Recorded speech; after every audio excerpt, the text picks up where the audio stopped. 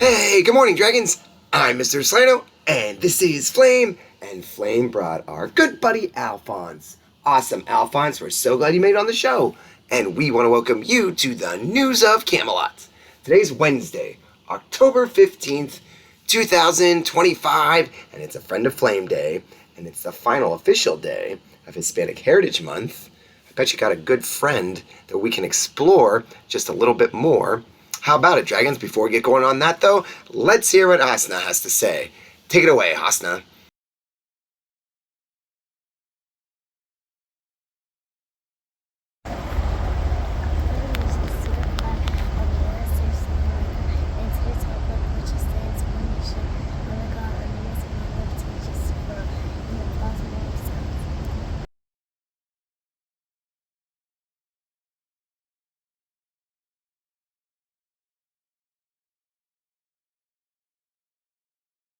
Way to go, Hasna. We're so glad you led us in the Pledge of Allegiance and the moment of silence. And Flame, we've had a very adventurous group of Wednesdays these last handful of weeks, right? For Hispanic Heritage Month, we've explored all kinds of animals that live in Central and South America to celebrate Hispanic Heritage Month and all the wonderful culture that comes with it. We started, I believe, with the harpy eagle, and then we worked our way through the iguana and the anteater and the capybara. Well, dragons, we are out here at night because there is a very special animal that's actually close to Falls Church. Not necessarily in that they live in Falls Church sense, but that they have that's right, they're very powerful, and they represent the power of Falls Church, and that is the jaguar.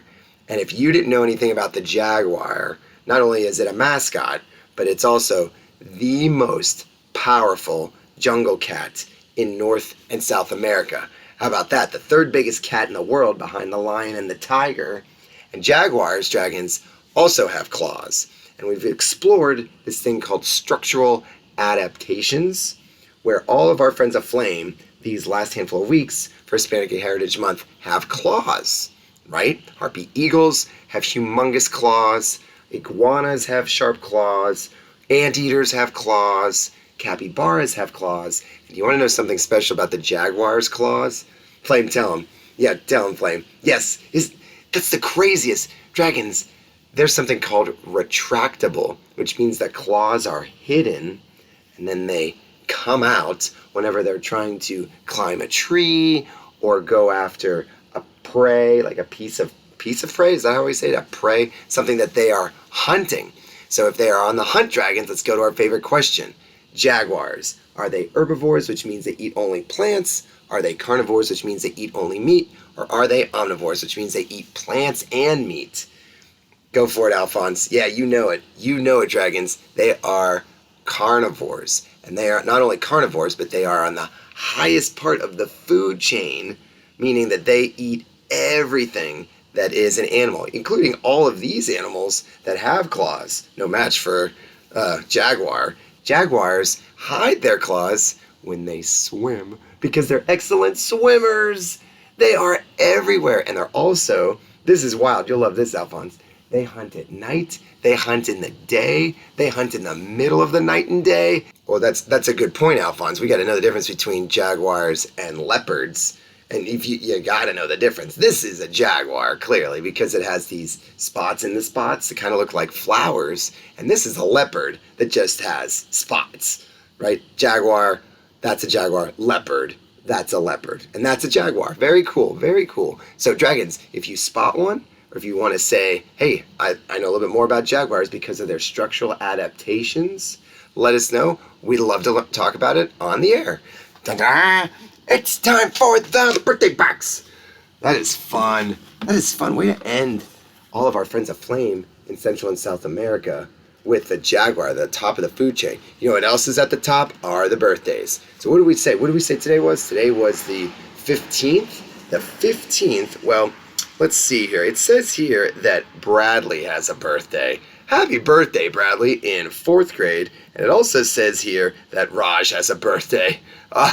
A J in the name like Jaguar. That's cool. Happy birthday to you, Raj. And it's Wednesday. So if it's Wednesday, Flame, that means that our words and actions affect others. And if our words and actions affect others, we want to use kind language, which we have to pick up a little bit. Wouldn't you say we have to be really careful about how we use kind language like Jaguars? If you hear a Jaguar oh my. Well, that is something. That's a pretty cool sound.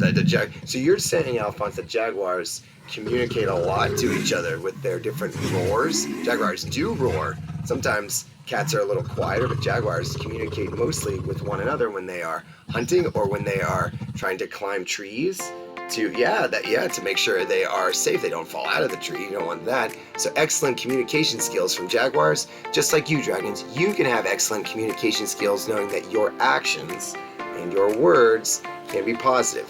When you get in your morning meeting, make a goal for yourself. How can you use positive talk to make a difference in your classroom community today? So, on behalf of Flame and on behalf of our good buddy Alphonse, I'm Mr. Slano.